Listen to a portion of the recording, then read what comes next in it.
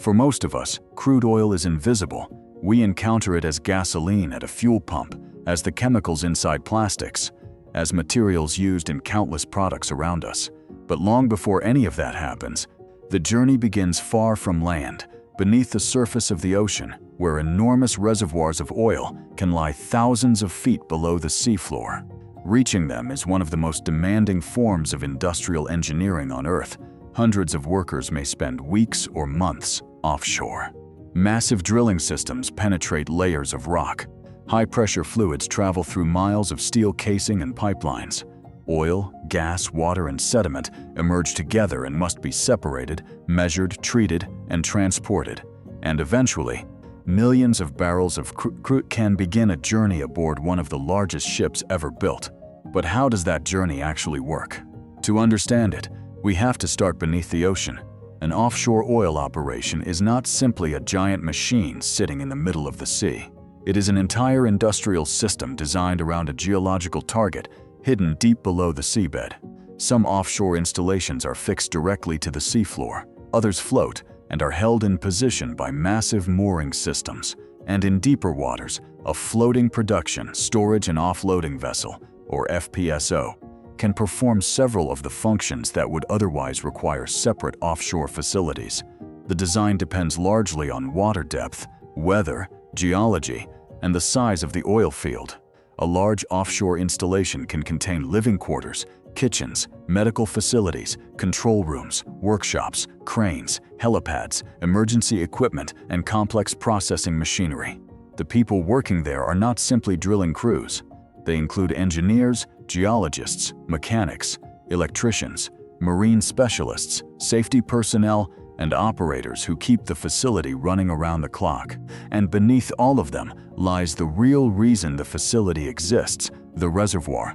Finding that reservoir can take years of geological research and seismic surveying before a single production well is drilled. Once engineers have identified a promising structure, drilling begins. At the center of the operation is the drilling rig. A powerful rotating system drives a drill string downward, carrying a drill bit through layers of rock.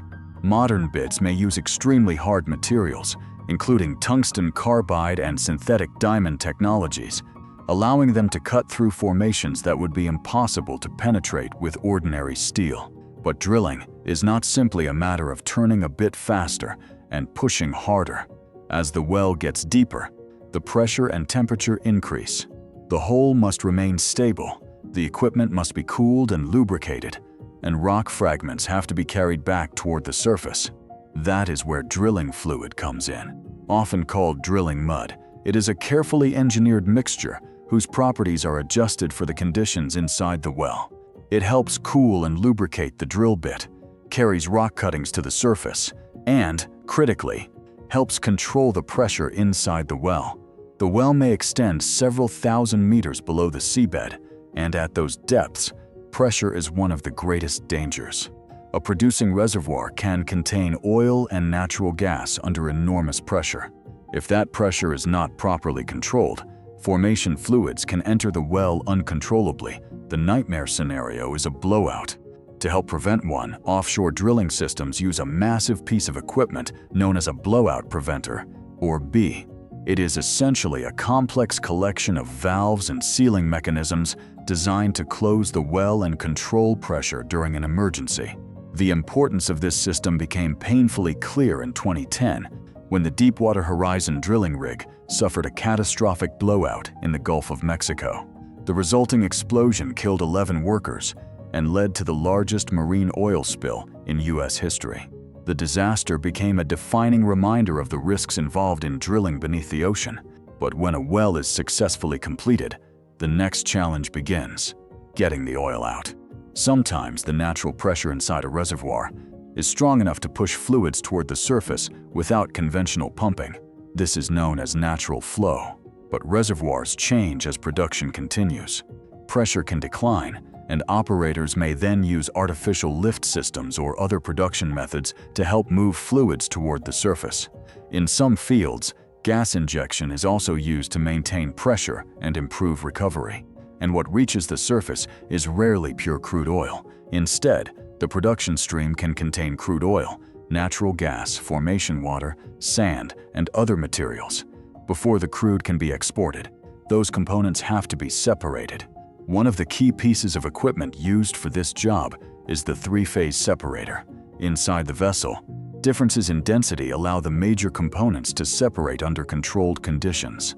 Water settles toward the bottom. Oil forms a separate layer. Gas rises above them.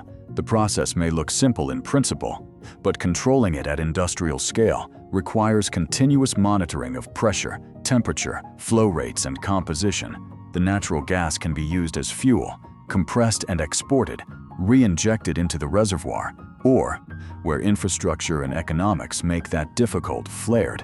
Flaring is the visible flame often seen at some oil and gas facilities.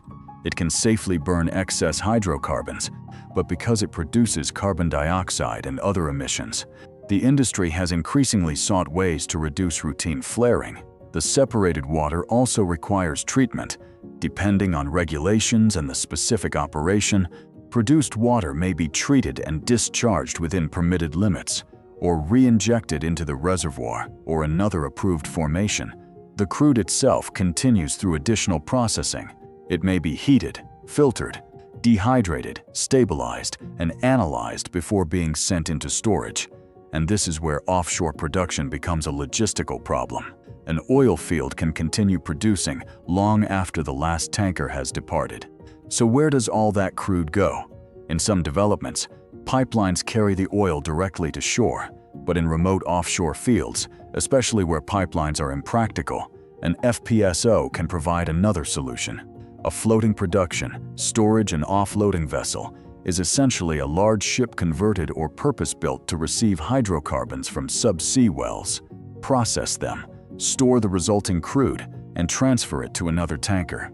Some FPSOs are hundreds of meters long and can store more than 1 million barrels of crude inside the vessel. Storage tanks are divided into carefully controlled compartments. Sensors continuously monitor quantities, pressure, temperature, and other conditions. Measurement is especially important because crude oil is not simply being moved from one tank to another. It is being bought and sold. That makes accurate metering critical. Custody transfer measurement systems are designed to determine exactly how much petroleum changes hands. With strict calibration and documentation, a small measurement error, when multiplied across hundreds of thousands or millions of barrels, can represent a very large financial difference.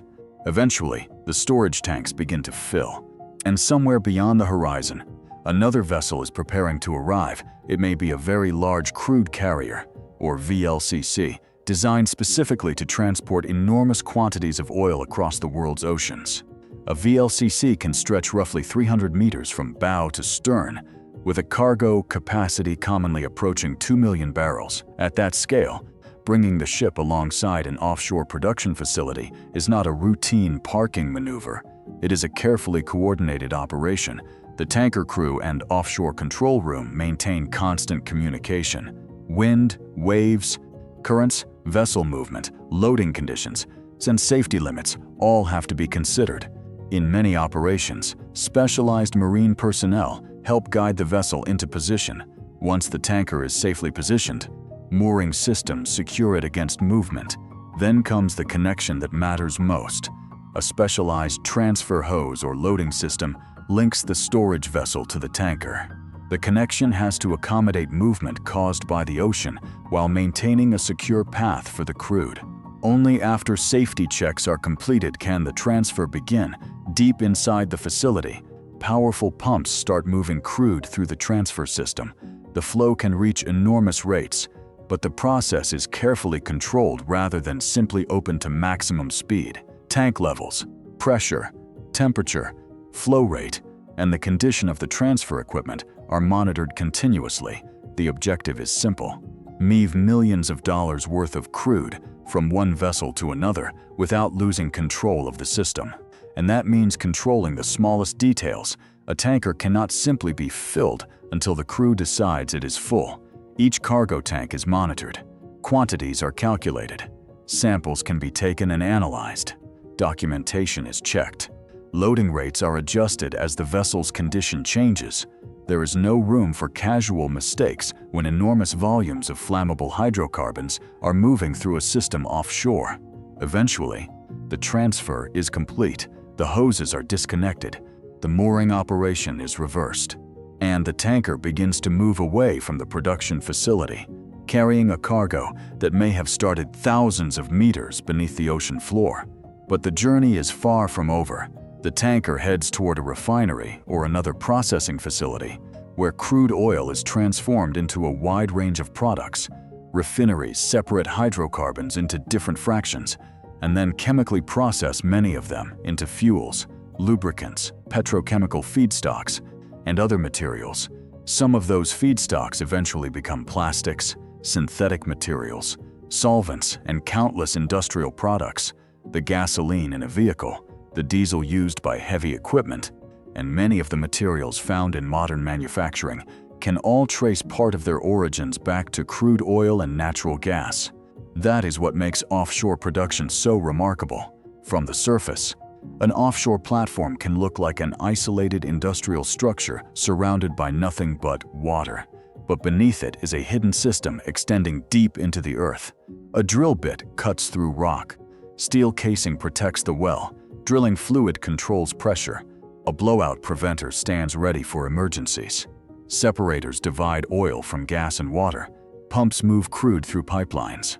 Storage systems hold millions of barrels. Meters measure every transfer.